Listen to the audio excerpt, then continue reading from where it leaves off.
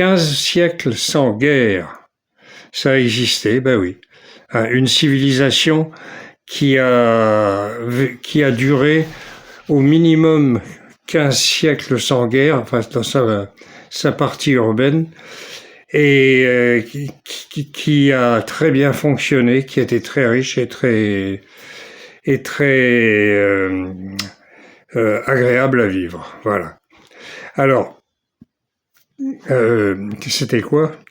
C'était le Sapta Sindhu, c'est-à-dire ce qu'on appelle, pour ceux qui n'ont pas creusé vraiment la question, la civilisation de l'Indus, et parce que tout simplement les deux premières villes qu'on a trouvées étaient situées le long de l'Indus. C'était grand comme 2 fois la France. Et il y a tout plein de villes avec des villes qui sont très bien, qui sont conçues pour le confort de la population. Il y a avec une organisation décentralisée.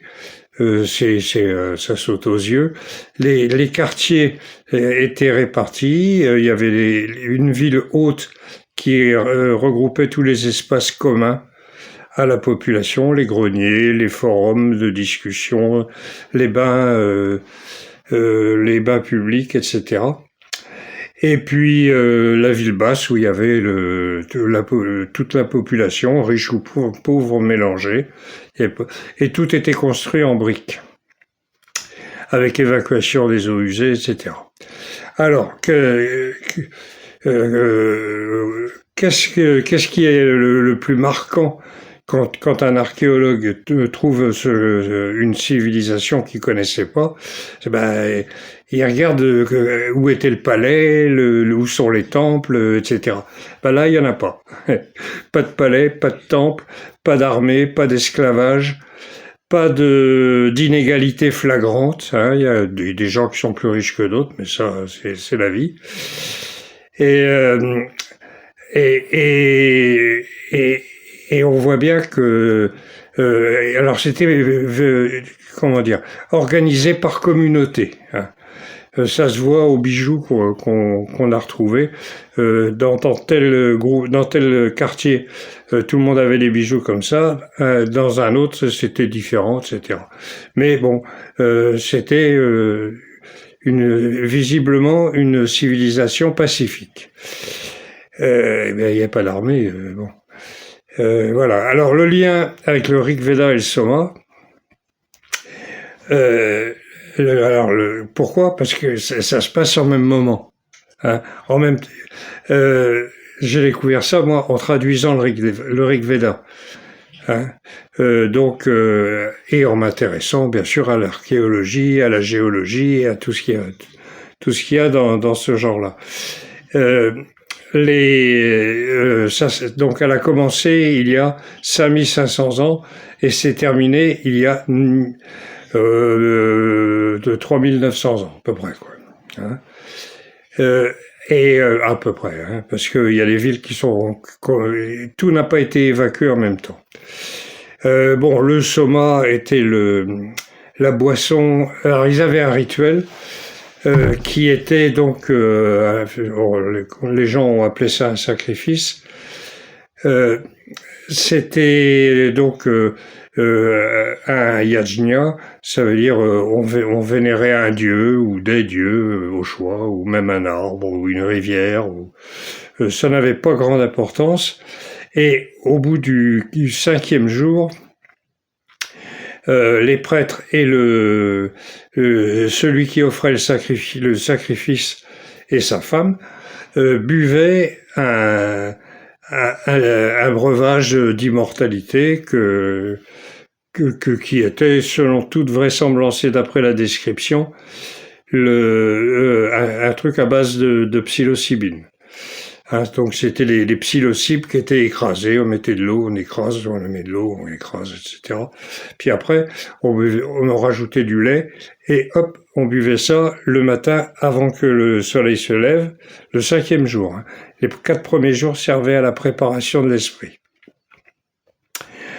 Et c'était, disons que c'était obligatoire pour certaines catégories de la population, c'est-à-dire ceux qui avaient de l'argent. Enfin, de l'argent. Ils n'avaient pas d'argent encore puisqu'ils ne l'avaient pas inventé, mais ceux qui étaient riches, qui avaient des vaches, qui avaient des domestiques et tout ça, il fallait qu'ils y passent. Hein, ça, et ça avait comme effet de mettre leur ego de côté et donc de ne pas se prendre pour des Trump ou des Poutine ou des Netanyahu et autres. Et, et, euh, et donc de vivre en paix plutôt que d'aller chercher des crosses à tout le monde, à ses voisins préférés. Alors, comment ça s'est terminé ça s'est terminé par des causes naturelles. Il y a eu une grande sécheresse qui a d'ailleurs mis la fin au soma parce que la plante, les champignons ne poussaient pas puisqu'il y avait une sécheresse. Il faut une pluie mais pas trop forte et assez abondante quand même parce qu'il y avait quand même pas mal de monde à fournir. Donc il y a eu ça. Et puis en même temps, il y a eu 2 tremblements de terre qui ont détourné deux rivières importantes, deux affluents d'une grande rivière. Et donc une fois la rivière asséchée, qu'est-ce que vous voulez faire? Vous êtes obligé de déménager parce que voilà. C'est dans l'Himalaya. Hein. Donc, dans l'Himalaya, il y a des tremblements de terre tout le temps. Alors, donc, ce qu'elle nous dit aujourd'hui, quel est le lien avec l'effondrement actuel? Évidemment, c'est un petit peu éloigné, ça fait presque 4000 ans. Hein. Une fois qu'on va se retrouver dans cette situation-là, qu'on va plus avoir de pétrole, qu'on va plus avoir de gaz, qu'on va plus avoir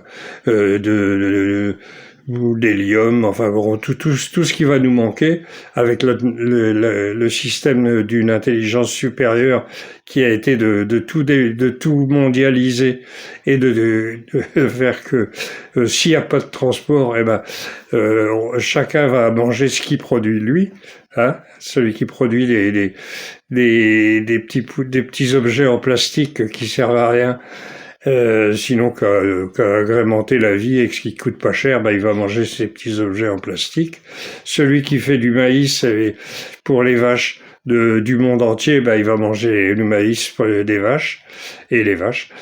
Et puis voilà. Hein. Donc il faudra redémarrer. Alors petit à petit, des réseaux de solidarité vont se créer pendant la période de pénurie. Et petit à petit, une société va se reconstituer. Une civilisation va se reconstituer à partir de ça. Et ce serait bien qu'on s'inspire de celle-là plutôt que de recommencer les mêmes erreurs, les mêmes bêtises qu'on a faites jusque-là. Voilà. Donc, vous pourrez d'ailleurs trouver un bouquin que j'ai fait là-dessus sur rigveda.fr .net ou .blog, c'est pareil, on arrive rigveda.blog.net. Donc il vous explique comment ça fonctionnait. Et sinon, on le retrouve bien sûr dans le bouquin sur l'effondrement. Donc, l'effondrement.org, allez voir ça. Kenavo.